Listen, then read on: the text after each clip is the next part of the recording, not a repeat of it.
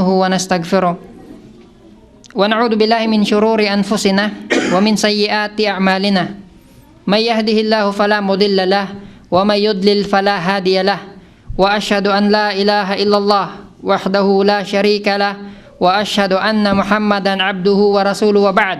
Assalamualaikum warahmatullahi wabarakatuh. Waalaikumsalam warahmatullahi wabarakatuh. Tunay na ang lahat ng pasasalamat at lahat ng papuri ay para kay Allah subhanahu wa ta'ala lamang. Naway ang kapayapaan at pangangalaga ng ating dakilang lumikha ay mapasa kanyang huling propeta na si Muhammad sallallahu alaihi wasallam, sa kanyang pamilya at sa lahat ng sumusunod sa tuwid na gabay hanggang sa huling araw. Mga mahal na kapatid sa Islam, tulad po nung nabanggit ko sa inyo kanina bago tayo mag-start, ay nais naming maglagay ulit ng isang parang seminar po o diretsong pag-aaral, isang subject every Sunday. Sapagkat every Wednesday po, meron tayong tinatalakay subject din, sira o yung talambuhay ni Propeta Muhammad alayhi salatu wasalam. Every Sunday inshallah po ay sa akida o sa tauhid yung ating pag-aaralan.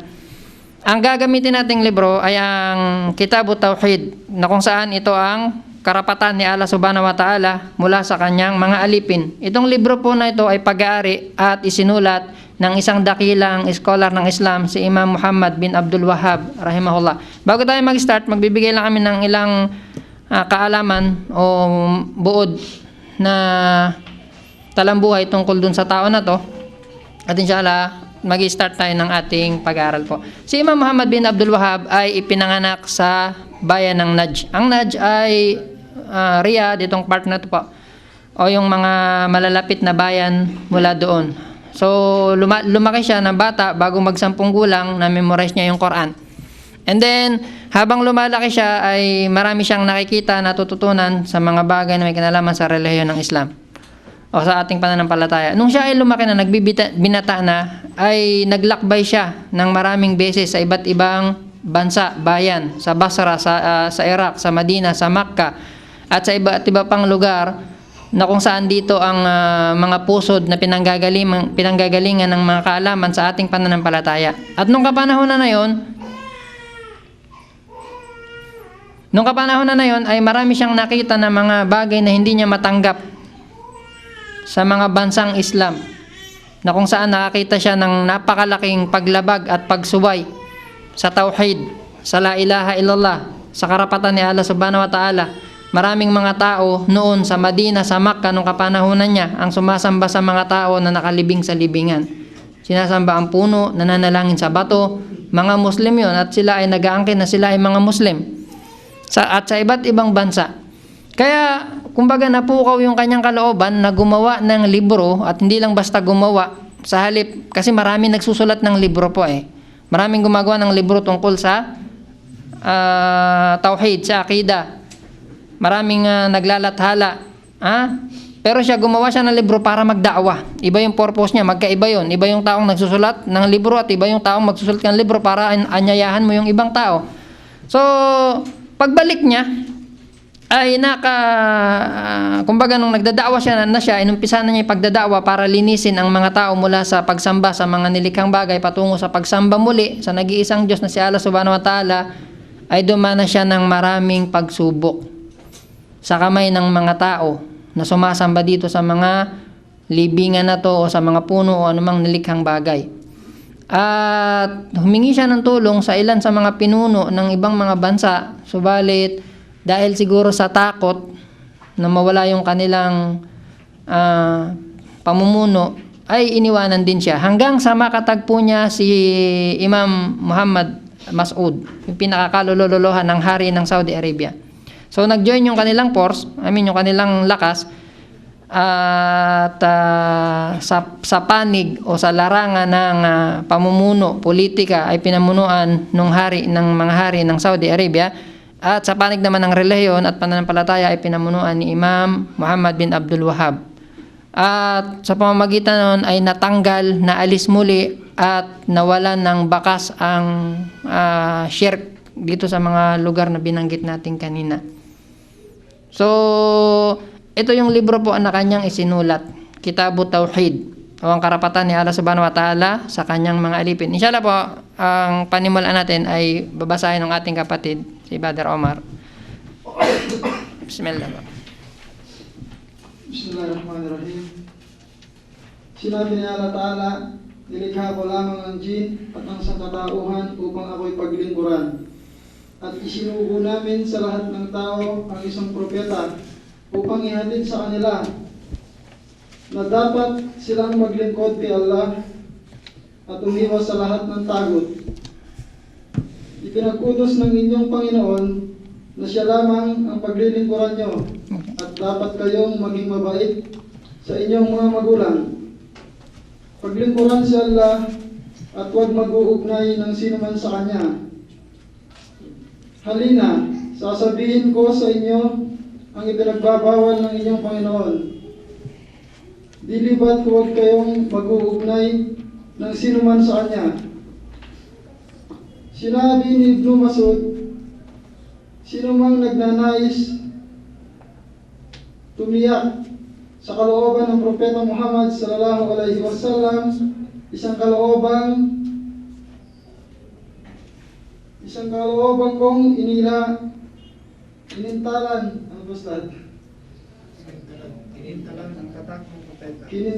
ng tatak ng propeta. Hayang basahin niya ang mga sumusunod na salita ni Allah. Halina, sasabihin ko sa inyo ang ipinagbabawal ng inyong Panginoon.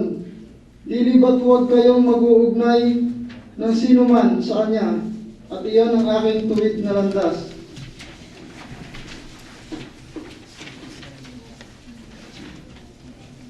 Isinalaysay ni Muad Ibn Jabal radiyallahu anhu. radiyallahu anhu, nasa likod ako ng propeta sallallahu alaihi wasallam nang sabihin niya sa akin, O Muad, alam mo ba kung ano ang nararapat kay Allah mula sa kanyang mga inilikha? At ano ang nararapat sa kanila? Sumagat ako, si Allah at ang kanyang propeta ang higit na nakakaalam. Nagpatuloy ang propeta, ang nararapat kay Allah mula sa kanya, mga nilikha ay siya. Siya lamang ang paglilingkuran at kailanman ay huwag mag-ugnay ng sino man sa kanya. Ang nararapat sa kanila ay huwag parusahan. Ang sino mang tao na hindi nag-uugnay ng sino man sa kanya. Sinabi ko, O propeta ni Allah, kung gayon ba ay mayahatid ko ang magandang balita sa mga tao?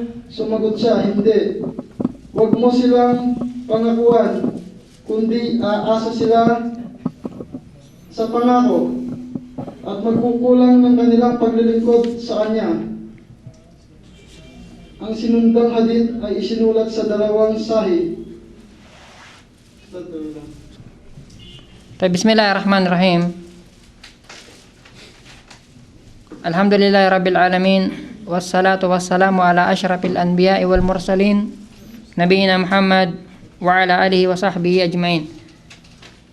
Yung mga binasa po ni Brother Omar, jazahullahu khairan, ito yung mga teksto o yung mga batayan mula sa banal na Quran at mga hadith mula sa labi ng ating mahal na propeta na si Muhammad alayhi salatu wassalam, na nagpapaliwanag sa atin ng kahulugan ng salitang tauhid. Marahil ang mga kapatid po rito, marami sa atin matagal na sa Islam. Yung iba rito medyo bagong mga muka o karamihan mga bago po. Taib.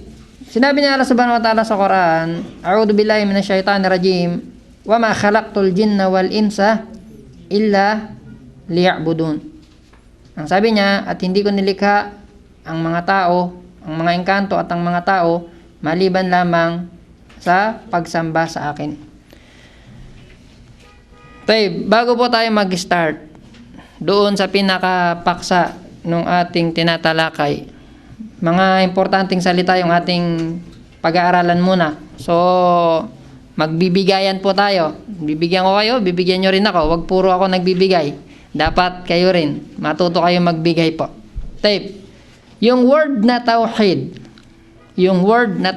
sa Arabic, ano ang ibig sabihin po? Taas yung kamay ng gustong mag-participate. Pag di nyo alam yan, delikado kayo. Di nyo alam yung tauhid. Ano ang ibig sabihin ng tauhid?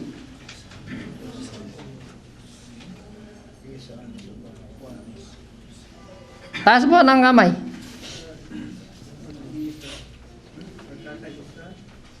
Brother Ibrahim, ano ibig sabihin ng tauhid po? Isa ni Allah subhanahu wa ta'ala sa buong Diyos. Taib. Kulang daw sabi ni Khalid. Ba Khalid, ano yung kompleto?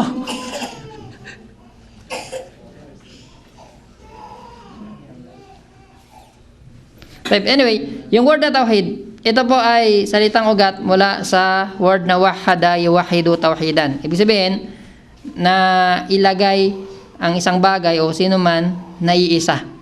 At yung word na tauhid ay ginamit sa sunnah sa mga hadith na binanggit ni Propeta Muhammad alayhi salatu wasalam. So, lagi natin babanggitin yung mga Arabic word para kayo po ay masanay o marami kayo matutunan ng mga salita sa Arabic.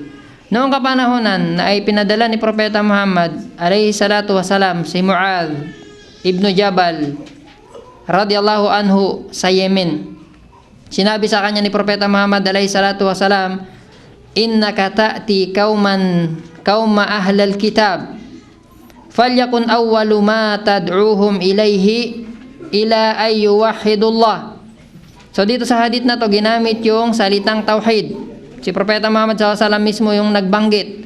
Sabi niya, Mu'adh, ikaw ay isinusugo ko upang magtungo sa bansang Yemen. At ang mga taong dadatnan mo roon ay mga ahlul kitab, mga Kristiyano at mga Hudyo. Sabi niya, kaya ang karapat dapat na unang imbitahan mo sila, kung ikaw ay mag-iimbita sa kanila, ay isahin nila si Allah subhanahu wa ta'ala. Tinutukoy dito isahin si Allah subhanahu wa ta'ala sa mga bagay na may kinalaman sa Kanya. Yun man sa pagka-Diyos, sa pagka-Panginoon o sa mga pangalan at katangian ni Allah subhanahu wa ta'ala. Sa ibang salaysay po mula kay Ibn Abbas radiyallahu anhuma, yun sa kwento ng pagpapadala ni Propeta Muhammad alayhi salatu wasalam kay Mu'adh sa Yemen, ang sinabi doon, falyakun awwalu ma tad'uhum ilayhi syahadatu an la ilaha illallah wa anna Muhammadan Rasulullah. Sa ibang salaysay po ito yung sinabi, ang unang bagay na iimbitahan mo ang mga tao ay ang pagsaksi na walang Diyos na dapat sambahin maliban kay Allah at na si Muhammad ay sugo ni Allah subhanahu wa ta'ala. So, itong hadith na to, yung la ilaha illallah o asyhadu an la ilaha illallah wa asyhadu anna Muhammad Rasulullah, yun ang pinaka diwa na kahulugan ng salitang tauhid. Hindi po pwedeng magkahiwala yun. Yung pagkilala sa kaisahan ni Allah subhanahu wa ta'ala, pagtanggap kay Muhammad bilang propeta at sugo ni Allah subhanahu wa ta'ala. Dito sa hadith na to, kukuha po tayo ng aral. Tingnan nyo ano. Si Propeta Muhammad alayhi salatu wasalam, kapag siya ay nagsisend ng mga tao para magda'wa, mag-imbita sa mga tao patungo sa Islam, ito yung una niyang habilin. Unang imbitahan nyo ang mga tao, saan? Sa pagkilala, pagtangkilik, pagsamba kay Allah subhanahu wa ta'ala. Yun ang dapat unahin ng tao pag tayo ay nagdada'wa. Dapat malaman muna nung taong dinadawahan nyo, nanay nyo yan, tatay nyo man yan, asawa nyo man yan, kaibigan nyo man yan, mga kapatid nyo man yan, kasama nyo sa trabaho, kailangan makilala muna nila si Allah subhanahu wa ta'ala. Sa lahat ng bagay na may kinalaman kay Allah subhanahu wa ta'ala. Bakit po? Kasi merong ibang mga duat, nag-aanyaya sa Islam, yung pamamaraan nila ng pagdadawa, hindi naaayon sa pamamaraan na iniutos ni Propeta Muhammad alayhi salatu wasalam. Kaya kung minsan nagkakaroon ng problema, magsasite tayo ng mga example. May mga kapatid tayo nag-embrace ng Islam. Alam niya sa Islam, bawal ang baboy, bawal ang alak, bawal ang sigarilyo. Sa babae, bawal magsuot ng maigsi o yung mga damit na inilalantad yung kanyang kagandahan o katawan. Subhanallah, pagka nagdadawa yan, yung asawa, ang dami agad di binabawal. Huwag kang magdadamit ng ganito, huwag kang kakain ng ganon, huwag kang iinom ng ganyan, alisin mo to, alisin mo yun, gawin mo yan, gawin mo to. So yung mga tao na dinadawahan, ang dami agad pabigat na pasanin na nakuha. Pinagbabawalan yung mga anak, huwag kayong pupunta rito, huwag kayong mag-celebrate ng ganyan, huwag kayong kakain ng ganito, huwag kayong iinom ng ganyan.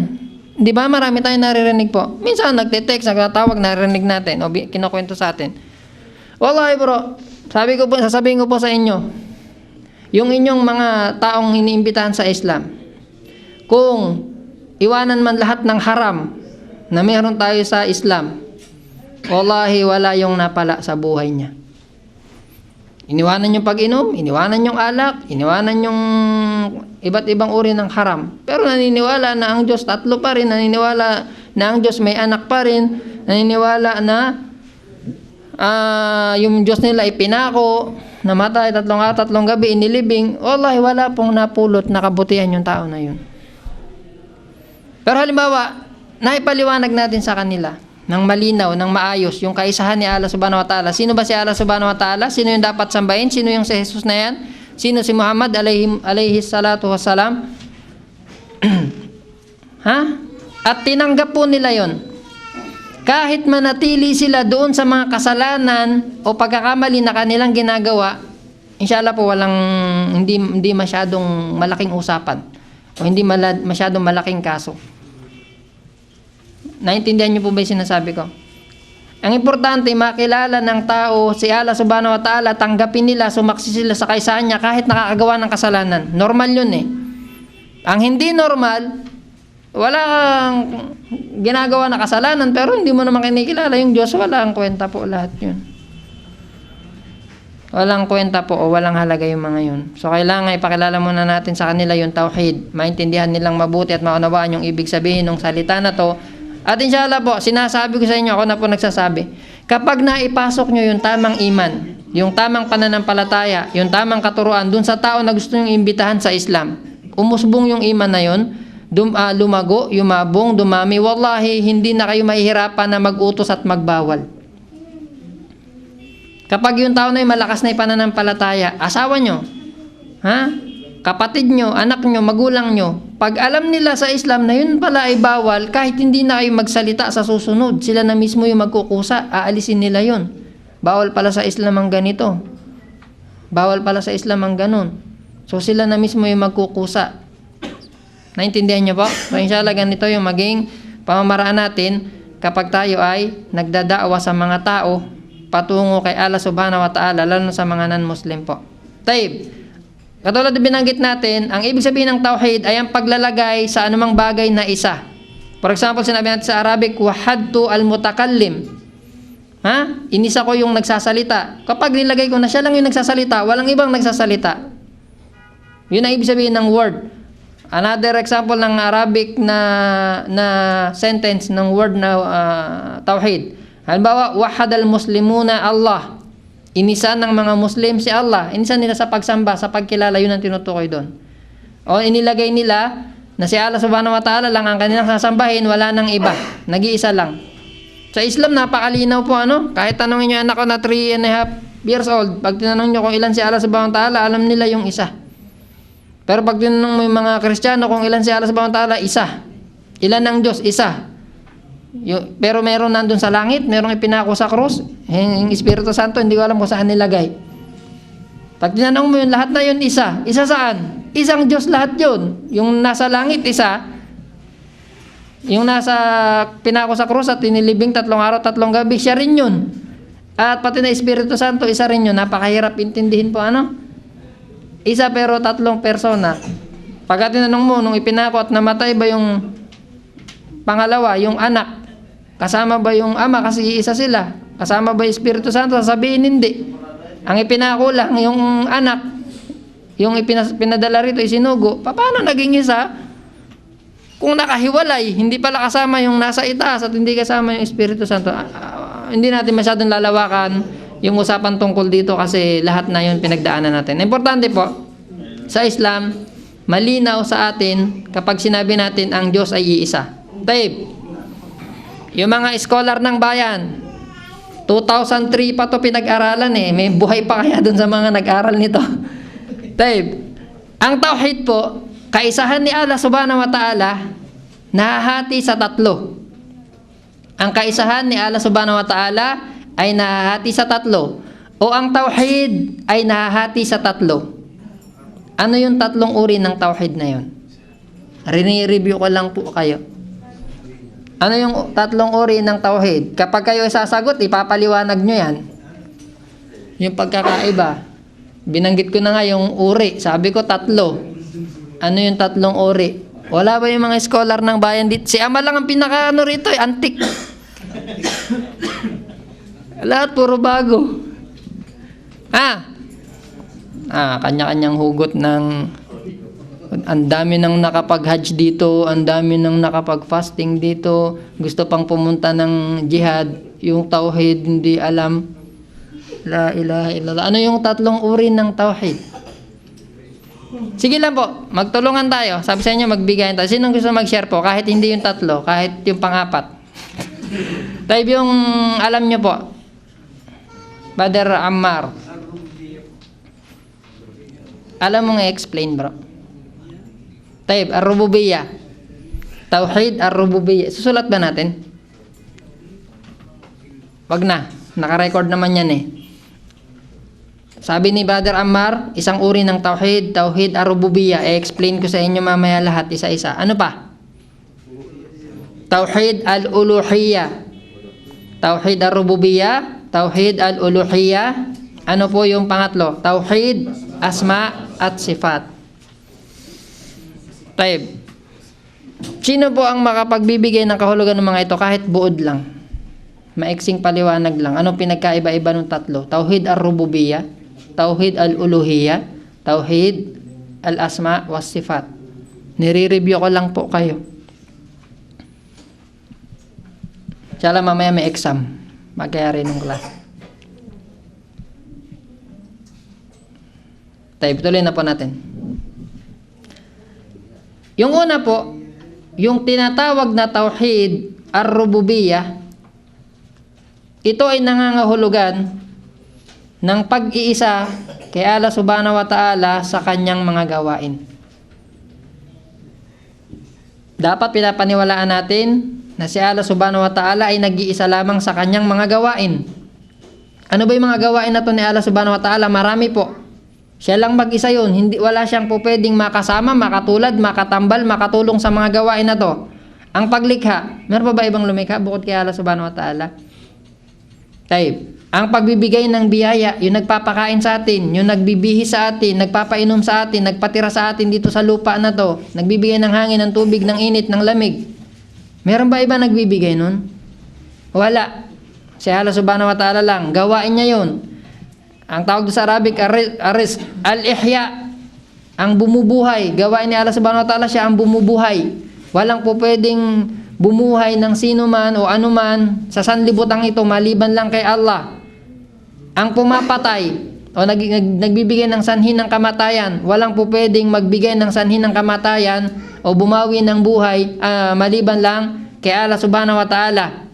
Tadbirul mulk, siya yung nangangalaga sa kanyang kaharian. Kung paano niya pinaglayo-layo ang mga planeta, ang araw, ang mundong ito, ang lahat ng nilikha niya sa sanlibutan, siya yung nangangalaga doon. Hindi yung po pwedeng baguhin ng kahit sino. Gusto ko ilagay doon yung araw, no? Ililipat ko yun doon sa kabila, hindi po pwede. Itataas ko ng konti ang mundo, hindi kaya ng kahit sino yan. Kahit magsama-sama pa lahat ng nilikha sa sanlibutan ito, hindi nila kayang gawin. Ang pagbuhos ng ulan, ang pagpapalit ng gabi at ng araw, ang lamig, katulad ng nararamdaman natin na yan. Taib. Ang pagbibigay ng kabutihan. Walang po pwede makapagbigay ng kabutihan sa tao maliban lang si Allah subhanahu wa ta'ala. Tinutukoy ko rito ay yung kumpleto. Walang po pwedeng makapagbigay ng pinsala sa mga tao maliban kay Allah subhanahu wa ta'ala. Walang po pwedeng magpagaling maliban lang kay Allah subhanahu wa ta'ala. Ito po mga example lang. Lahat ng mga binanggit ko sa inyo na gawain ay walang ibang po pwedeng gumawa maliban kay Allah subhanahu wa ta'ala. Tauhid ar-rububiyya, kaisahan ni Allah subhanahu wa ta'ala sa Rabb, pagiging Rabb, yung word na Rabb. Araw-araw binabasa nyo sa suratul Fatiha. Hindi ko naman alam kung naintindihan natin. Bismillahirrahmanirrahim. Alhamdulillahi Rabbil Alamin. Rabbil Alamin, yun ang ibig sabihin ng Rabb. Ang lahat ng papuri at pasasalamat ay para kay Allah, yung Rabb na yun. Na siyang lumikha, na siyang nagbibigay ng biyaya, na siyang bumuhay, na siyang nagbibigay ng sanhi ng kamatayan, na siyang nagpapagaling, etc. etc. Malinaw po. Dito po, sa uri ng tauhid na to, nagkaisa ang lahat ng matitinong may isip kahit hindi Muslim. Na ang Diyos lang ang gumagawa nun. Pag tinanong niyo mga Kristiyano, bro, Naniniwala ba kayong mga Kristiyano sa nag-iisang Diyos? Walang Kristiyano sa mundo na magsasabing hindi. Sasabihin niya, oo, naniniwala kami. Tanungin niyo yung mga Hudyo, yung mga Buddhist, yung mga Hindus, lahat. Maliban na siguro sa mga baliw o sa mga hindi naniniwala sa Diyos. Yung mga mulhid na tinatawag o itinatanggi nila ang pagkakaroon ng manlilikha. Tayo, tingnan nyo, yung iba, ikakatwiran minsan sa inyo. Halimbawa, nagdadaawa tayo sa kanila. Pareho lang naman yan bro eh. Ganyan yung mga katwiran eh. Mga style nila puro bulok. Pareho lang naman yan sinasabi mo. Eh naniniwala din kaming mga Kristiyano, mga born again, mga iglesia ni Kristo sa nag-iisang Diyos. Bakit kailangan pa naming mag-aral at malaman ng Islam? Yung tinutukoy nila na naniniwala sila sa nag-iisang Diyos, itong parte lang na to ng tauhid. Yung dalawang uri na babanggitin natin mamaya, lahat ng uri ng religion bumagsak dun, maliban lang sa Islam, sa mga Muslim. So yung sinasabi na naniniwala sila sa nag-iisang Diyos, rububiyya yun. Tandaan nyo po yung word, rububiyya. Tinranslate nila sa Tagalog, anong Tagalog? Pagka-Diyos ba? Pagka-Panginoon? Kaisahan ni Allah sa pagka-Panginoon. Kaisahan ni Allah subhanahu wa ta'ala sa pagka-Diyos. Sa wikang Tagalog po, ano ba pinagkaiba ng pagka-Panginoon at pagka-Diyos? Kaya nyo bang pag-ibahin yun? Pag sinabi sa, anuhin lang po natin, no, iniintindi nating mabuti para na naunawa natin mabuti yung pinag-aaralan natin. Sa wikang Tagalog po, pag sinabi kong Diyos at Panginoon, ano yung pinagkaiba ng dalawang salita? Maliban dun sa spelling. O pareho yun. Pag sinabi mong Diyos, Panginoon. Pag sinabi Panginoon, Diyos. Kaya mahirap pong intindihin sa wika natin kasi halos magkamukha ng kahulugan yung parehong salita. Ang importante yung Arabic, gusto kong unawain nyo o natin kung ano yung pinagkaiba. Yung rububiyya, tauhid ar-rububiyya, kaisahan ni Allah subhanahu wa ta'ala sa paglikha o yung mga gawain na may kinalaman lang sa Kanya. Yun ang importante doon. Kaisahan ni Allah subhanahu wa ta'ala sa mga gawain niya na special lang sa Kanya. Siya yung gumagawa, siya yung kumikilos. Malinaw po. Taib. Yung pangalawang uri, lipat tayo. Yung tauhid al-uluhiyya. Tauhid al-uluhiyya. Ito po ay ang ano pa? Al-uluhiyya po. Hindi po yan. Mamaya pa yun yung huli. Ang tauhid al-uluhiyya,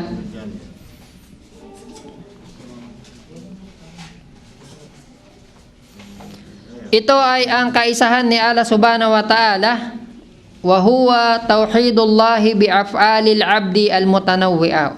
Taib. Ang tauhid al-uluhiyya, ito ay ang kaisahan ni Allah subhanahu wa ta'ala sa mga gawain na gagawin ng kanyang mga nilikha, iba't ibang uri ng gawain. Kanina, yung tauhid ar-rububiyyah, gusto ko makita niyo yung pagkakaiba.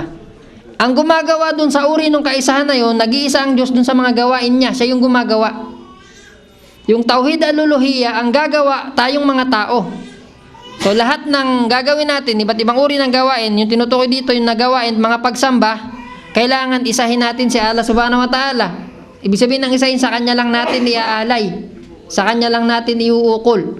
So yung pangalawang uri ng tauhid al-uluhiyya sa mga tao nagmumula patungo kay Allah subhanahu wa ta'ala. Yung tauhid ar-rububiyyah, kaisahan ni Allah subhanahu wa ta'ala, nagmumula sa Kanya para sa kapakanan ng Kanyang mga nilikha. Taib. Sabi nila, ang tauhid al-uluhiyya ay galing sa root word na allaha, ya'lahu, ilahatan o uluhatan. Ibig sabihin nito, kapag ka sumamba, kasama ng pagmamahal at pagdakila. Kasi yung mga tao, mayroong sinasamba pero hindi naman nila mahal at hindi rin nila dinadakila yung sinasamba nila. Pero pagka yung pagsamba ay kaagapay nun ay mayroong pagmamahal at mayroong pagdakila. Ang tawag doon ay uluhiyya po. Taib. Lahat ng gawain, katulad binanggit natin, ng ginagawa ng mga tao na gusto niyang mapalapit sa Diyos, ang tawag dito ay tauhid al-uluhiyya. Katulad ng binanggit ko po. Dito bumagsak ang maraming uri ng tao maliban sa mga Muslim. Kasi tingnan nyo, marami sa mga tao po, naniniwala dun sa nag-iisang Diyos na yun na binanggit natin sa mga gawain niya, pagbuhay, pagpatay, pagbiyaya, pag-aaruga, pangangalaga. Ito na ang problema. Sa mga uri ng pagsamba na gusto nilang mapalapit sa Diyos, sa iba't ibang nilikha na sila lumalapit. Naintindihan nyo kung paano sila naligaw at nalayo? Kaya may mga tao, kapag sila ay magdarasal, hindi naman doon sa bumuhay po, magbibigay ng sanin ng kamatayan, nagpapagaling sa kanila, nagdudulot ng kabutihan, nangangalaga sa kanila at nag-aaruga sila lumalapit. May lumalapit kay Jesus Christ, may lumalapit kay Maria, may lumalapit sa iba't ibang santo, may lumalapit kay Buddha, may lumalapit sa baka. Ang mga tao, lahat ng uri ng sakit, lahat ng uri ng problema, karamdaman, may iba't ibang Diyos na pinupuntahan. Pagka hindi magkaanak, pupunta ron sa amin sa Bulacan, sa Obando. Kapag masakit ang ngipin, may ibang Diyos na pupuntahan. Kapag ka napako yung paa, may ibang Diyos na pupuntahan para magpagaling. Kapag gusto magpasalamat, may ibang santo pa rin. Subhanallah, napakaraming sinasamba ba? Napakaraming Diyos na tinatangkilik. Bakit nagkaganon? Tingnan nyo kung paano naligaw yung mga tao. Alam nila na nag-iisa ang Diyos. Kasi mula nang likhain si Adam, alayhi salatu wasalam, at likhain ng tao, kumbaga likas na sa kanila yun, nakikilalanin nila si Allah subhanahu wa ta'ala. Pero, kabila nun, pinadalan tayo ng mga libro, malinaw yung mga utos dun. Pinadalan tayo ng mga propeta para tayo i-guide. Pero sa kabila nun, naligaw pa rin ng mga tao. May sumasamba sa puno, may sumasamba sa araw, may sumasamba sa apoy. So ngayon, paano mo sasabihin sa akin na ikaw na isang hindi Muslim na naniniwala ka sa kaisahan ng Diyos, pero kapag ikaw ay may sakit, kapag ikaw ay magpapasalamat, kapag ikaw ay hihingi ng tawad, kapag ikaw ay hihingi ng tulong, kapag ikaw ay may problema, hindi naman si Allah subhanahu wa ta'ala o yung nag-iisang Diyos na yun ang nilalapitan mo. Paano tayo naging magkamuka? Paano tayo nagkaisa sa paniniwala? Natatandaan ko noong pinag-aaralan pa natin yung mga kasaysayan ng mga propeta. Inutusan ng Diyos si Prophet Yahya, Juan Bautista alayhi salam, anak ni Zakaria. At nagtagpo sila ni Jesus Christ. Yung panahon nila, nagtagpo sila. Binigyan ng Diyos ng 5 kautusan si Prophet Yahya alayhi salatu wasalam. At sabi ni Isa, ni Jesus Christ alayhi salatu wasalam, bakit hanggang ngayon hindi mo pa rin ipinapahayag sa angkan ng Israel ang mga ipinahayag sa iyo ng Diyos? Sabi niya, gusto mo ba na ako na ang pupunta sa kanila upang magpahatid ng kautusan? So nagulat si Prophet Yahya, sabi niya huwag. Sabi niya, kapag ginawa mo yan, natatakot ako kay Allah subhanahu wa ta'ala na baka lamunin ako ng lupa. O baka magpabagsak siya ng parusa mula sa kalangitan. So halina, sabi niya, samahan mo ako. Umalis silang dalawa. Nagpunta sila sa Jerusalem. Hanggang mapuno yung Masjid al-Aqsa, yung masjid, yung mosque na nandun ngayon sa Jerusalem, ng lahat ng tao na sa paligid nilang dalawa. Sabi ni Prophet Yahya alayhi salatu wasalam, o angkan ng Israel, sabi niya, pakinggan nyo ang ipinag-uutos sa inyo ng inyong Panginoon. Yung una, yung babanggitin lang natin. Sabi niya, ipinag-uutos niya na huwag kayong sasamba maliban lang sa Kanya. Pinag-utos niya na sumamba kayo sa nag-iisang Diyos at huwag kayo magtatambal ng pagsamba sa Kanya. Sapagkat ang mga taong sumasamba sa iba, bukod pa kay Allah subhanahu wa ta'ala na lumikha sa Kanya, ay katulad ng isa sa inyo, sabi niya, na inipon niya lahat ng kanyang yaman, pera, ari-arian. Lahat para bumili ng alipin. So inubos niya yung pagod niya, yung yaman niya, yung ari-arian niya para, inipon niya lahat para ibili ng alipin na maglilingkod sa kanya. Pagkabili niya ng alipin, yung alipin na yun sa ibang amo naglilingkod. Sabi niya, kung kayo yung amo na yun, matutuwa ba kayo dun sa lingkod o sa alipin na binili nyo? Sabi niya, kaya't huwag kayong magtatambal kay Allah subhanahu wa ta'ala sa pagsamba kasi yun ang katulad nun. Di ba merong utos, kauna-unahang utos dito sa libro nila? Yun din. Sinabi ng Diyos sa libro ng Deuteronomy at saka sa Exodus yata yun. Kauna-unahang utos, 10 na ibinigay ng Diyos. Sinabi ron, ako ang Diyos. Sa mga born again, ako si Yahweh. Na nagligtas sa inyo sa kamay ni Paraon sa bayan ng Ehipto. Sabi niya, ako ang inyong sambahin. Huwag kayong sasamba sa mga Diyos-Diyosan o huwag kayong mag-aalay ng anumang pagsamba sa iba. Huwag kayong maglalagay ng anumang bagay na nilikha sa langit man o sa lupa na sasambahin ninyo kasama ko, sapagkat ako ay mapanibughong Diyos. Wallahi, wala nang pinaka-seloso pa sa Diyos. Tayo may katangian tayo na nagsiselos, di ba? Naninibugho tayo. Pero wala nang hihigit sa pagkaseloso ng Diyos. Ayaw niya na yung kanyang mga nilikha ay mayroong ibang tatawagin, may ibang pasasalamatan, may ibang tatangkilikin, may ibang mamahalin, may ibang sasambahin, maliban dun sa lumikha sa kanila. Alaikumussalam warahmatullahi wabarakatuh. Salam warahmatullahi wabarakatuh. Alaikumussalam warahmatullahi wabarakatuh. Masya Allah, sana naaga kayo ng konti para abutan nyo yung sabi man nila sa kasabihan sa Tagalog, huli man daw at magaling kung patay na ang kabayo. Absent ako ng tinuro kaya nagka-buhol-buhol yung natutunan ko po. So ulitin natin po. Malinaw, tatanungin ko kayo mamaya, ipapaliwanag nyo sa akin yung pinagkaiba ng Tauhid ar-Rububiyyah at Tauhid al-Uluhiyyah. Malinaw po. Bago tayo lumipat doon sa pangatlong uri, itanong nyo na yung hindi nyo naintindihan. Kung malinaw po, ay itutuloy natin. Walang nagtatanong. Yung pangatlong uri ng Tauhid, yung pangatlong uri ng kaisahan ni Allah Subhanahu wa Ta'ala, ay ang kaisahan ni Allah Subhanahu wa Ta'ala sa asma at sifat, sa kanyang mga pangalan at sa kanyang mga katangian. Nangangahulugan nito na dapat paniwalaan ng alipin na si Allah Subhanahu wa Ta'ala ay nag-iisa sa kanyang mga pangalan at nag-iisa sa kanyang mga katangian. Wala siyang katulad dito, wala siyang katambal, wala siyang kaparis. Kahit pa nga itong mga katangian at pangalan na ito ni Allah Subhanahu wa Ta'ala ay tinataglay ng kanyang mga nilikha.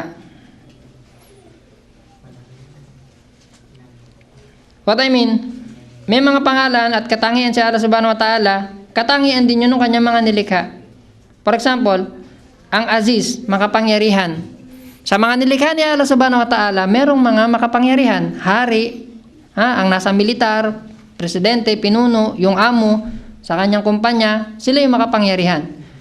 Si Allah Subhanahu wa Ta'ala ay Al-Aziz din. Makapangyarihan din siya. So, anong pinagkaiba nun? Yung mga katangian ng tao na makapangyarihan, masyadong limitado po yun. Hindi yun absolute. Hindi yun kumpleto. Hindi yun ganap.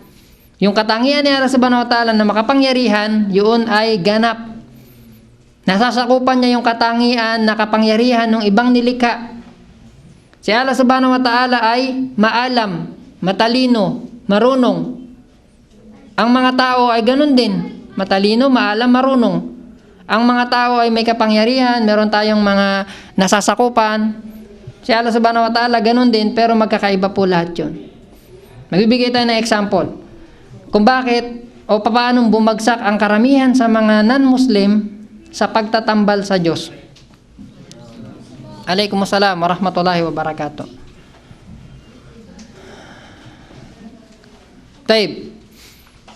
Merong ibang uri o grupo ng mga non-Muslim po, ang kanilang baluktot na katwiran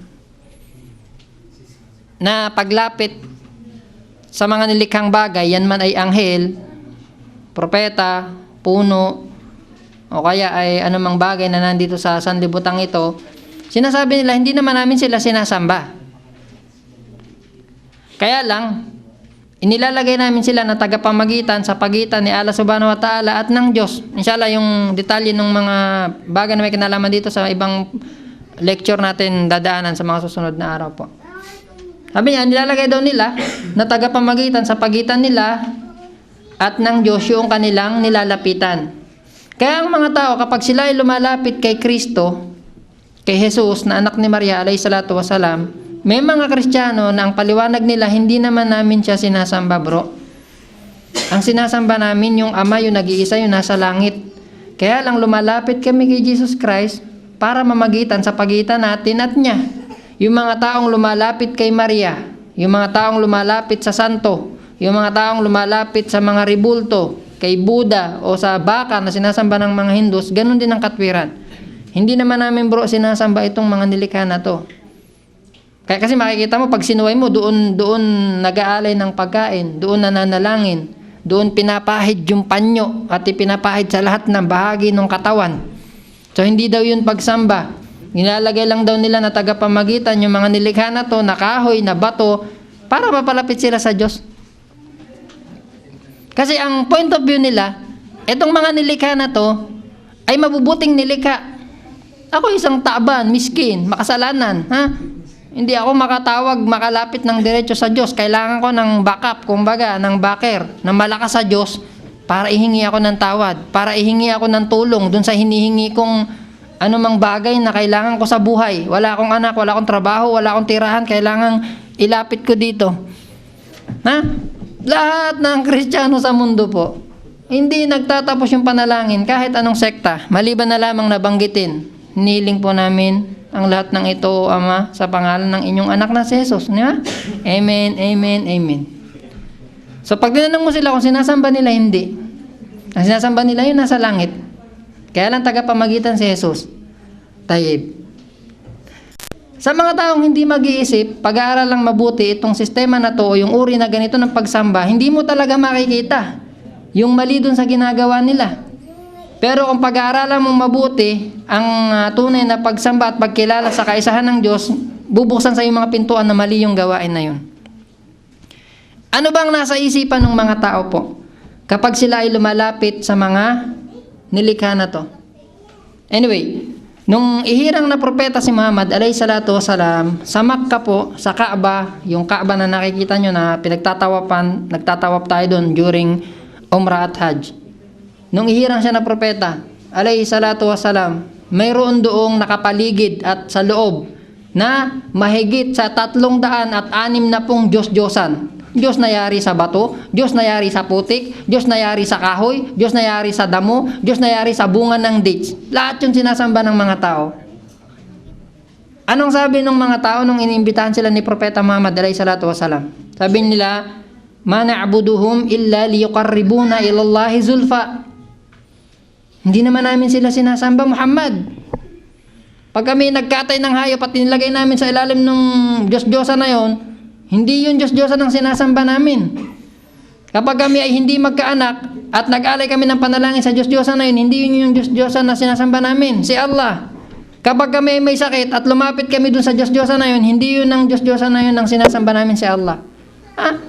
Kaya lang sabi niya, gusto namin na pag nag-alay kami, lumapit kami sa kanila, ilapit nila kami kay Allah. Ha? Yung katwiran? Katwiran din ng mga naunang henerasyon sa kanila. Ito na po yung mali. Ito na yung mali dun sa pamamaraan na yun. Nasa isipan kasi ng tao, o napipicture nila, na ang Diyos ay katulad din natin. Pinipicture kasi nila, binibigyan nila ng larawan, ang Diyos ay katulad ng isang hari, na ang Diyos ay katulad ng isang amo. Para mas maunawaan nyo po, magbibigay tayong example. Badar Abdullah, anong pangalan ng amo nyo, yung pinaka-mudir ng kumpanya, yung may-ari? Abdullah rin. Taib. Si Badar Abdullah, nagtatrabaho sa Kano po, kumpanya, malaking kumpanya yon.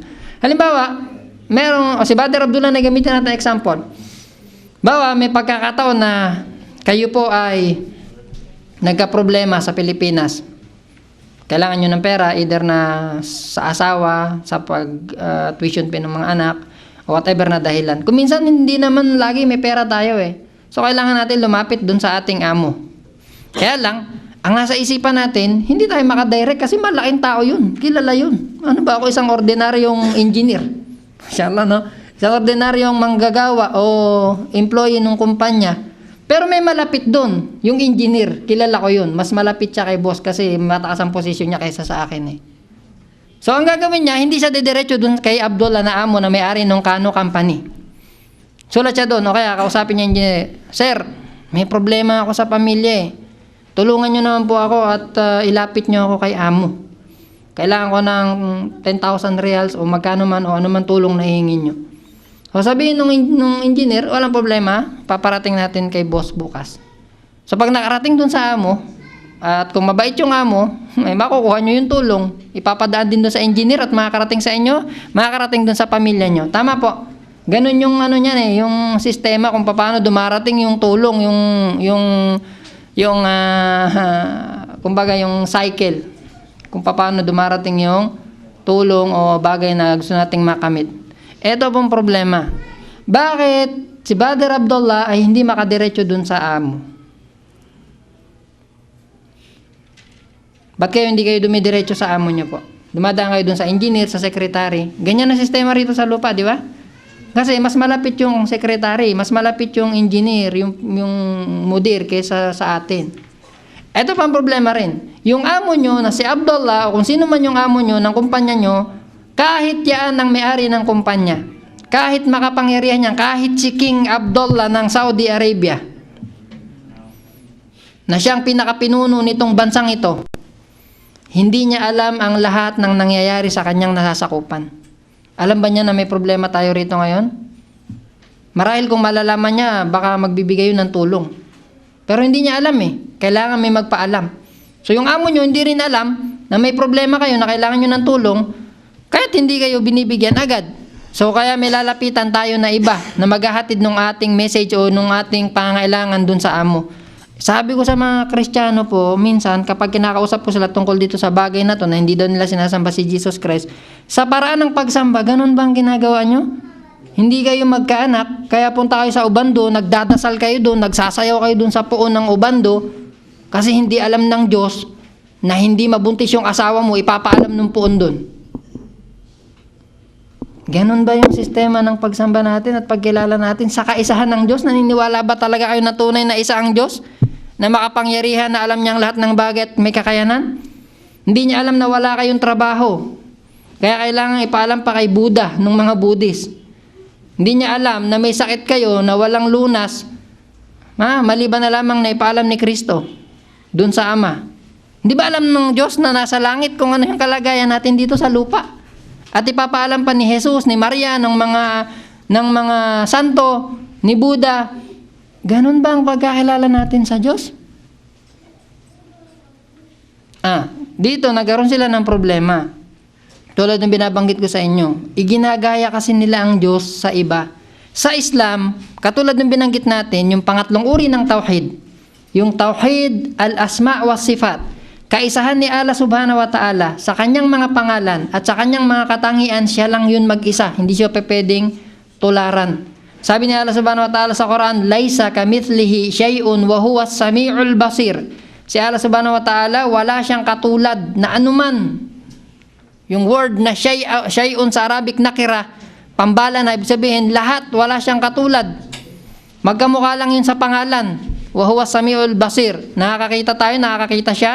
Nakakarinig tayo, nakakarinig ang Diyos. Pero yung pandinig ba natin, kamukha nung pandinig ng Diyos?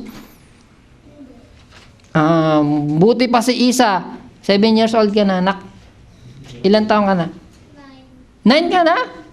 Sino yung 7 years old na isang kilala ko? Anyway, 9 years old si Isa, alam yung bagay na yun. Ang dami mga tao, inabot na ng 50 years old, di nila alam yun. Allahul Musta'an. Pag sinabi natin si Allah subhanahu wa ta'ala, nakakakita. Nakira. Si Allah subhanahu wa ta'ala nakakakita, tayo nakakakita, magkaiba yun. Magkamukha lang yun sa pangalan, pero ibang-iba yung paningin ni Allah subhanahu wa ta'ala. Ako nakikita ko, yun nasa harapan ko po. Kayo nakikita nyo ko, yun nasa harapan nyo. Pero hindi nyo nakikita yung nasa likuran nyo, at hindi ko nakikita yung nasa likuran ko. Si Allah subhanahu wa ta'ala, nakikita nyo yung nasa likuran ko, yung nasa tagliran ko, yung nasa harapan nyo, yung nasa itaas nyo, yung nasa ibaba nyo, kahit ibaba nyo, at yung loob ng inyong puso, kahit yung iniisip ng inyong mga utak, nakikita ni Allah subhanahu wa ta'ala. Nakira.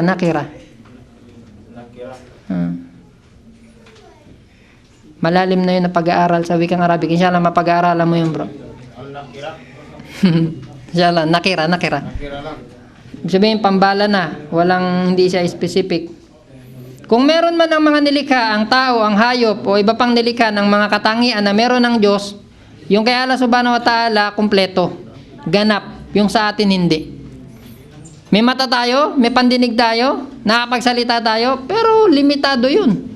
Hindi tayo nakakakita pagka tulog. Si Allah subhanahu wa ta'ala hindi natutulog.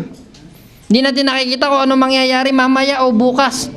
Si Allah subhanahu wa ta'ala nakikita niya yung kahapon, yung ngayon at yung darating. Limitado yung pandinig natin. Yung nasa kabilang kwarto, hindi na natin naririnig. Ang naririnig ko yung mga magugulo. So dito nyo makikita po kung ano ang pinagkaiba o yung kahulugan ng tatlong uri ng tauhid. Malinaw po ba yun? Malinaw sa inyo yung ibig sabihin ng tauhid? Jamil. Ang kagandahan din ng pagtalakay natin dito sa libro na to, kailangan, para mas lalo mong maunawaan ang isang bagay, kailangan malaman mo rin yung kabaligtad. Naintindihan niyo po? Hindi mo madidistinguish yung itim kung walang puti. Kailangan alam mo rin yung puti para masabi mo na ito ay itim. Hindi mo madidistinguish yung mga gwapong katulad nyo kung walang pangit.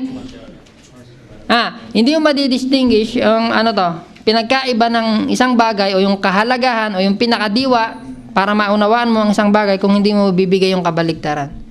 So kabilang o kaagapay nung tatalakayin natin pagkatapos na maintindihan natin at maunawaan natin ang ibig sabihin ng tauhid, kaisahan ng Diyos, ay yung shirk. Kailangan unawain, intindihin din natin yung kabaligtaran nito, yung shirk. Anong kabaligtaran ng kaisahan? Na pagtatambal, pagka dumami na, kapag naging dalawa na, tatlo, naglagay na ng iba. Yun na po ang ibig sabihin ng kabaligtaran ng isa, pag dumami na. So yung shirk, yun yung wikang Arabic noong pagtatambal po. Sa wikang Arabic, ang shirk, ang ibig sabihin ay pagtatambal. Nangangahulugan nito na paglalagay ng iba pang nilikha katambal ni Allah subhanahu wa ta'ala, yun. Ibig sabihin ng shirk, o nangangahulugan ng word na shirk, na kapag naglagay ka ng ibang nilikha kasama ng Diyos na sasambahin mo, shirk ang tawag doon. Kumikilala ka nga sa nag-iisang Diyos na lumikha sa atin, pero may sinasamba ka pang iba, walang kwenta yun. O walang sa isa yung pagsamba na yun. Ang tawag doon shirk. Kasi naglagay ka pa ng ibang sasambahin, tatawagan, tatangkilikin, magsusumamo ka, doon ka gagawa ng pagsamba. Ang tawag doon shirk. Type. Ilang uri po meron ng shirk ayon sa mga nabasa nyo na, narinig nyo na, napag-aralan nyo na. Kanina yung tauhid, binanggit natin yung kaisahan ng Diyos na hati sa tatlong uri. Ano nga ulit yun, Brother Mikael? Si Brother Mikael, umaten dito pero yung isip nandun sa wife. Kakakasal lang po kasi, batiin nyo si Brother Mikael, kakakasal lang po niyan. May Allah bless your marriage po. At bigyan kayo ni Allah subhanahu wa ta'ala ng mabubuting anak. Amin. Andito ba si Brother Abdullah? Oko. Ayan, yung nagtaas ng kamay naman po. Brother Abdullah, makitaas ulit kamay. Ano lang po ito, commercial. Ikakasal po yan bukas. Si Brother Abdullah. Kaya batiin nyo rin po na sana maging mabiyaya yung kanyang pag-aasawa at biyayaan sila ng maraming anak na mabubuti mga Muslim po. Alaikumussalam warahmatullahi wabarakatuh. Commercial lang po yun para medyo mag-refresh muna tayo ng konti. Tayo, ilan ang uri ng shirk? Yung tauhid, tatlong uri. Ang shirk, tatlong uri. Ang shirk, binanggit ko na eh.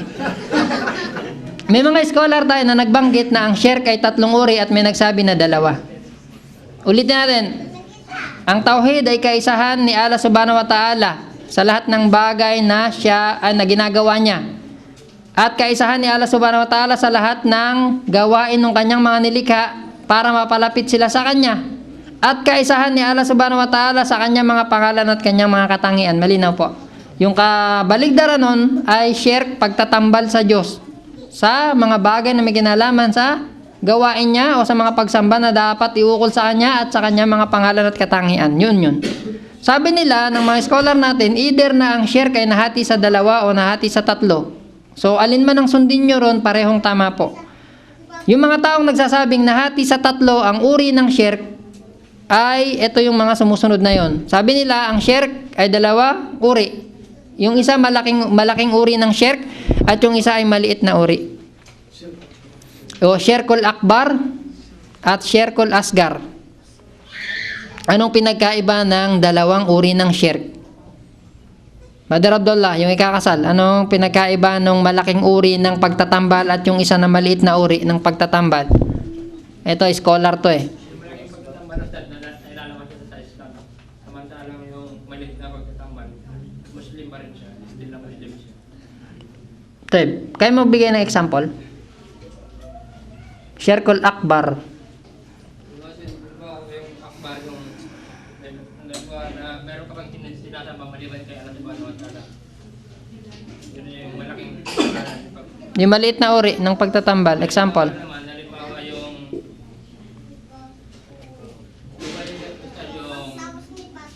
sa rin yung pag nanakaw, sa rin sa mga maliit na. Ikaw, correct natin ha. Kapag nagnakaw ang isang Muslim, mushrik ba siya? Shirk ba yun?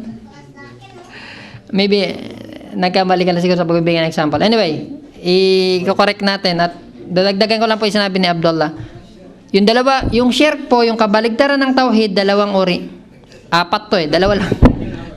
Dalawang uri. Yung isa na malaki at yung isa na maliit. Yung malaking uri ng shirk, lahat ng gumagawa nito, halimbawa naniniwala siya, sinabi niya naniniwala ako sa nag-iisang Diyos, pero ginagawa niya to, inilalabas siya sa Islam. Hindi siya Muslim, hindi siya talaga mananampalataya. Kalokohan lang yung sinasabi niya, naniniwala siya sa nag-iisang Diyos. Yung mga taong naniniwala daw sa nag-iisang Diyos pero sumasamba sa ribulto, sumasamba sa mga imahen, sumasamba sa mga kahoy, sa bato, sumasamba sa anghel, sumasamba sa mga nilikha, sa libingan, sa mga libingan ng mga mabubuting tao. Wallahi, sinungaling lahat ng tao na yan na naniniwala sila sa nag-iisang Diyos. Kasi kung naniniwala sila sa nag-iisang Diyos, hindi sila maglalagay ng anumang pagsamba sa ibang nilikha.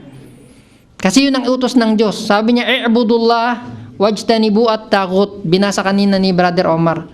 Lahat ng propeta, mula kay Noah, alayhi salatu wasalam, si Prophet Abraham, yung mga anak niya, si Ismael, si Isaac, yung apo niya, si Jacob, yung 12 anak niya, si Prophet Joseph, si Prophet Moises, yung kapatid niya, si Aaron.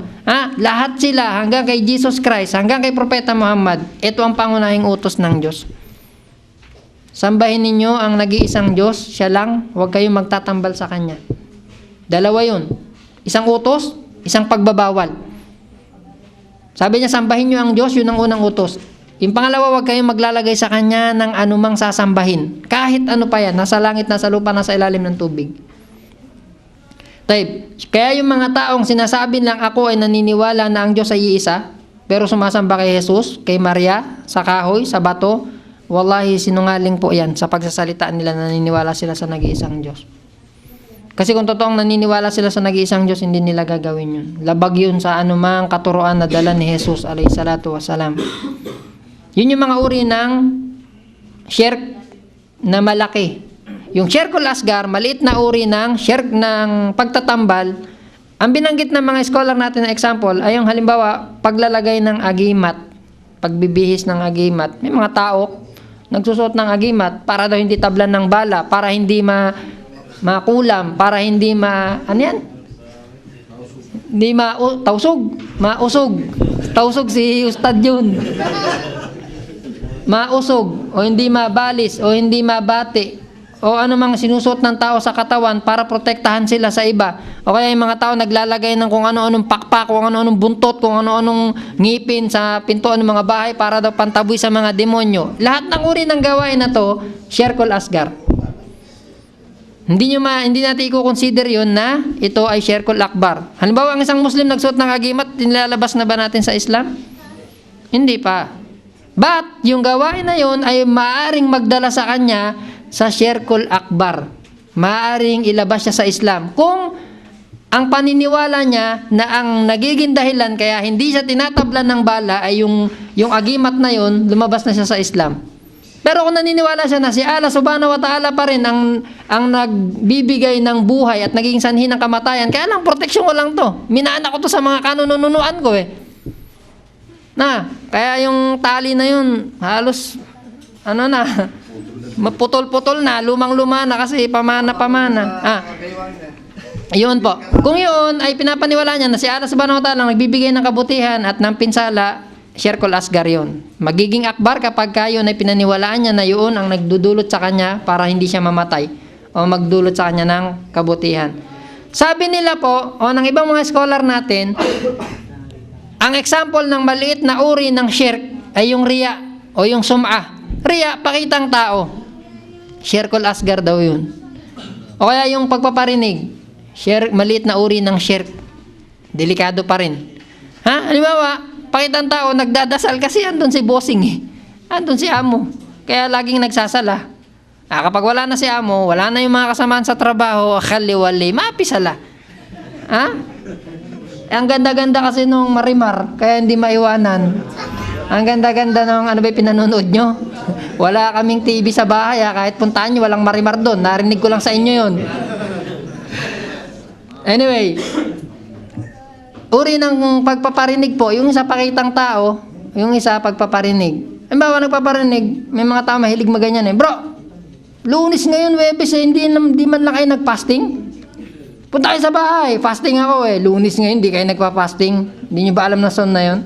Gusto lang niyan purihin siya ng mga tao na ginagawa niya yung ganitong uri ng pagsamba. Uri ng syirk na maliit yun.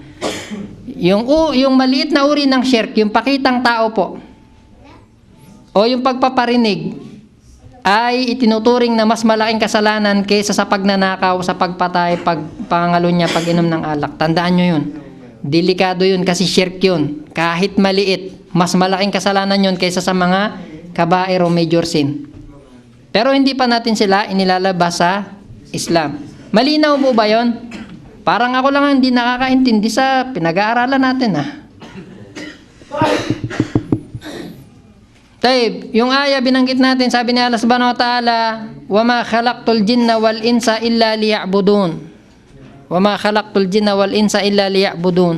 Hindi ko nilikha ang mga tao at ang mga engkanto maliban sa pagsamba sa akin. Samba sa akin, tinutukoy si Allah subhanahu wa ta'ala, tuwing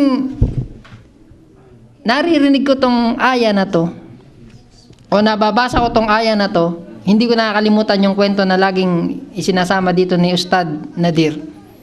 Jazakallahu khairan. Yung kwento na yon tungkol dito sa, kasi halos lahat ng Muslim memorize to eh. Wa ma khalaqtul jinna wal insa illa liya'budun. Wa ma khalaqtul jinna wal insa illa liya'budun. Memorize ng mga Muslim kahit yung ka-embrace lang hapon. Hindi ko nilikha ang mga tao at ang mga engkanto maliban sa pagsamba sa akin. May nangyari pong kwento tungkol dito sa aya na to. Ngayon sa kapanahon na natin. May isang sheikh, si Said al-Misfir, nagtuturo siya sa Makkah yata, from Hail.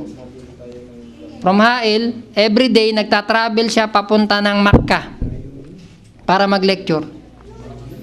I'm not sure kung Hail, pero parang doon po. So minsan, sabi niya, habang dala ko yung sasakyan ko, para magpagasolina, nadaan ako sa isang bakala. Alam niyo po yung bakala? Para magpagasolina. So malayo pa lang ako, papasok pa lang ako dun sa gasoline station. Yung bakala doon, narinig ko may mga malaking speaker sa labas. At may tumutugtog music, ang lakas. Tan tan tan tan tan tan tan.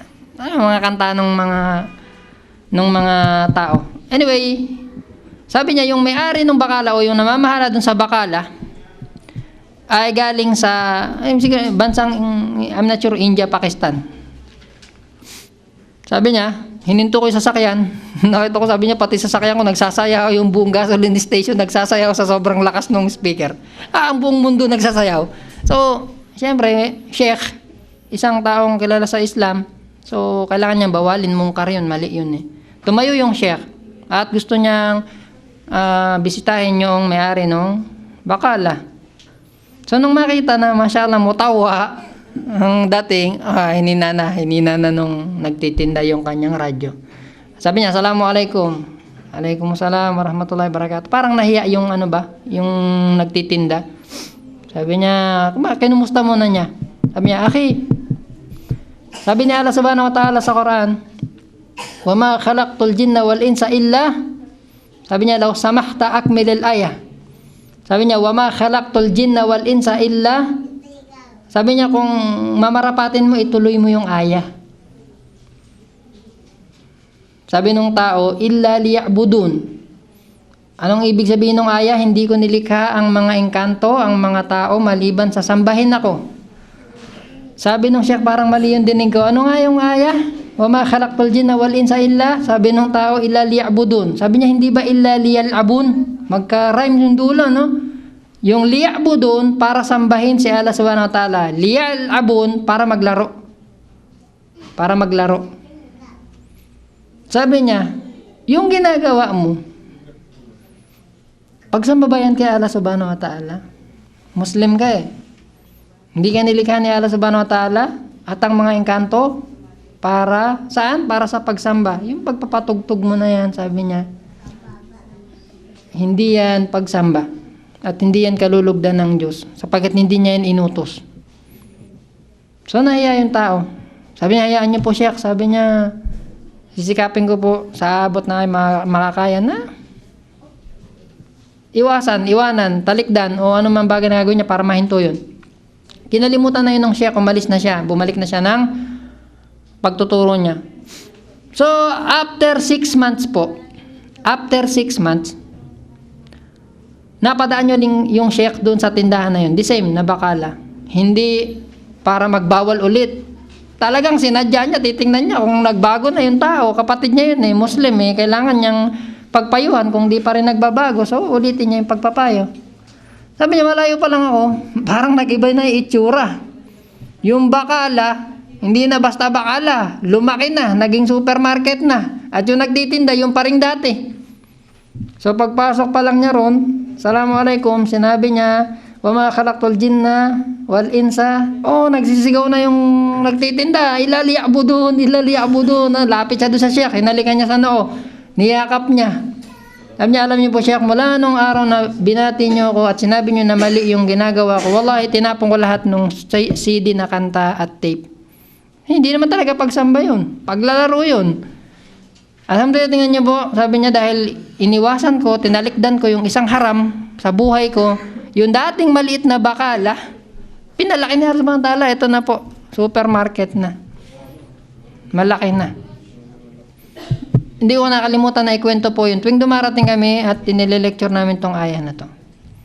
Yun talagang dahilan ba tayo nilikha ni Allah subhanahu wa ta'ala? Walang ibang dahilan ng paglikha ni Allah subhanahu wa ta'ala sa tao maliban sa pagsamba. Subukan nyo po. Gusto nyo magtala? Subukan natin. Mamasyal kayo dyan sa palengke, sa Friday. Ano lang, sir, magtanong kayo. Gusto nyo 10 tao, non-Muslim, ha? Gusto nyo puro Pilipino lang. O kaya 100. Sulat nyo. Ano lang po ito, assignment lang po eh. Bakit po ba, tanong nyo lang, ano po bang dahilan, bakit kayo nilikha ni Allah subhanahu wa ta'ala? O, huwag nyo gamitin yung Allah kasi hindi nila tatanggapin. Subukan nyo lang po, bakit kayo nilikha ng Diyos? Meron na po kami assignment dun sa aming eskwelahan. Makita nyo yung 100 na yun, 100 iba-ibang sagot din. Nilikha ako para dito, nilikha ako para gano'n, nilikha ako para... Pero magtanong ngayon ng 1,000,000 Muslim kung bakit sila nilikha ni Allah subhanahu wa ta'ala, isa lang ang sagot. Kasi alam ng mga Muslim, alam natin inshallah kung bakit tayo nilikha ni Allah subhanahu wa ta'ala. Hindi nyo makikita kung gaano yung pagturing, pagmamahal at pagkilala natin sa ating tagapaglikha. Anong oras na po? 9:40. Taib. Sabi ni Allah subhanahu wa ta'ala, wa ma khalaqtul jinna wal insa illa liya'budun. Walang ibang dahilan. Special yun. Yun na yun lang. Ang dahilan, bakit tayo nilikha? Para sambahin siya. Taib. Question ulit. Dun sa mga scholar ng bayan. Special mention kayo palagi dito eh. Ano ang ibig sabihin ng ibada? Pagsamba. Ano ibig sabihin ng pagsamba? Ano ibig sabihin ng ibada?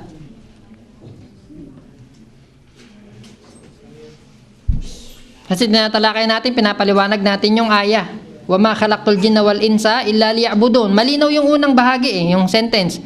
Hindi ko yung paglikha ni Allah Subhanahu wa Ta'ala sa tao, kilala natin yung mga tao, engkanto, yung mga jin, yung mga nilikha na hindi natin nakikita, malinaw yun. Hindi natin na-explain yun. Illa liya'budun. Ayun ang word na medyo hindi naintindihan ng iba. Yung ibada, yung pagsamba. Ano ba ibig sabihin ng pagsamba sa Tagalog? Sige nga po. Ano ibig sabihin ng pagsamba? Tatlong bagay na kinalulugdan ni Allah subhanahu wa ta'ala. Nakikita mo naman ito. Masya Allah.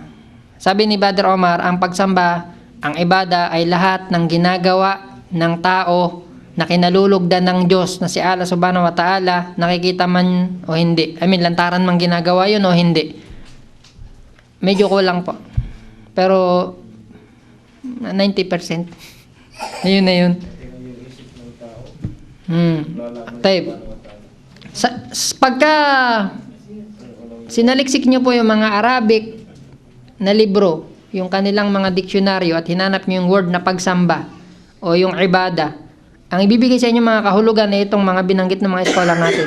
Ang ibig sabihin ng ibada, pagsamba, al-khudu wa dhul. Ang pagsamba daw ay pagsunod at pagpapakumbaba.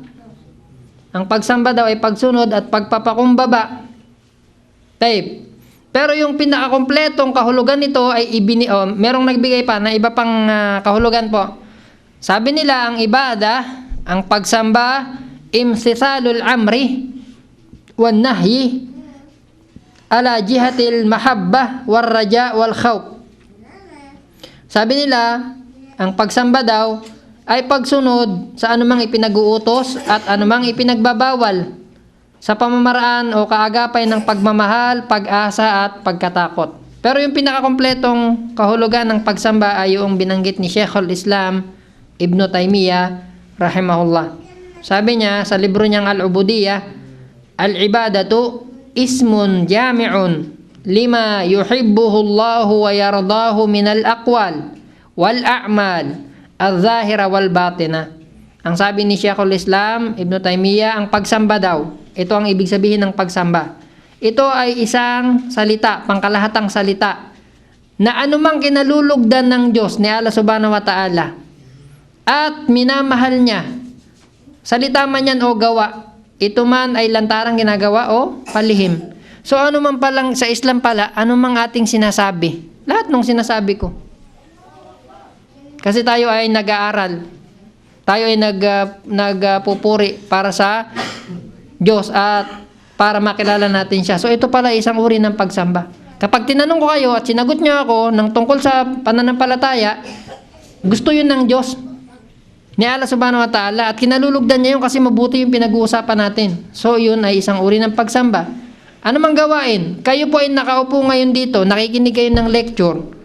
Yang pag-upo nyo na yan ay nagiging isang uri ng pagsamba. Kung yan ay para sa Diyos at kinalulugdan niya at minamahal niya. Hindi lahat ng uri ng pag-upo kinalulugdan ng Diyos. Yung pag-upo natin sa mga tambayan, yung pag-upo natin sa mga umpukan, yung pag-upo natin sa mga inuman at sugalan, gawain yan. Pero hindi yan kinalulugdan ng Diyos. Pero yung ginagawa niyo, pagsamba po yan. Nakaupo lang kayo, sumasamba pala kayo sa Diyos. Nakikinig lang kayo, sumasamba pala kayo sa Diyos. Yung mga ginagawa natin ay lihim o lantarang ginagawa. Yun daw ang pagsamba. Ayon kay Sheikhul Islam Ibn Taymiyyah rahimahullah. Masyala nakarinig kami ng takbir. Mukhang may sumugod ng mga Muslim dun sa taas. Allahu Akbar. Allahu Akbar. Takbir! Mas malakas dito sa atin. Yung wife ni Amir tsaka yung mother niya nag-shatter kanina. Allahu Akbar, Allahu Akbar, Allahu Akbar. Allahu Akbar. Masya Allah, Masya Allah, Masya Allah po. Pagpasalamat nyo yung kay Allah Subhanahu wa Ta'ala. Napakalaking biyaya nung natatanggap nyo po, nainggit kami. Anyway, inshallah po, itutuloy natin yung ating pag-aaral sa mga susunod na linggo kapag ipinahintulot ni Allah Subhanahu wa Ta'ala na tayo po ay buhay pa. At bago tayo magtapos, mayroon po ba kayong mga bagay na gustong sabihin, itanong, ipahayag sa mga bagay na tinalakay po natin? Meron mga gusto magtanong? May gusto ba kayong sabihin? May gusto kayong itanong? Inshallah, Salman, nandyan na ba yung mga kapatid? I-welcome natin. Papasukin niyo po. Waalaikumsalam warahmatullahi wabarakatuh. Welcome po, welcome. Masyaallah. Allahu Akbar. Assalamualaikum warahmatullahi wabarakatuh. Bro, isa pang ang malakas na takbir. Masyaallah, masyaallah. Diyan na lang po sa unahan. Nagsyahada na sila, bro.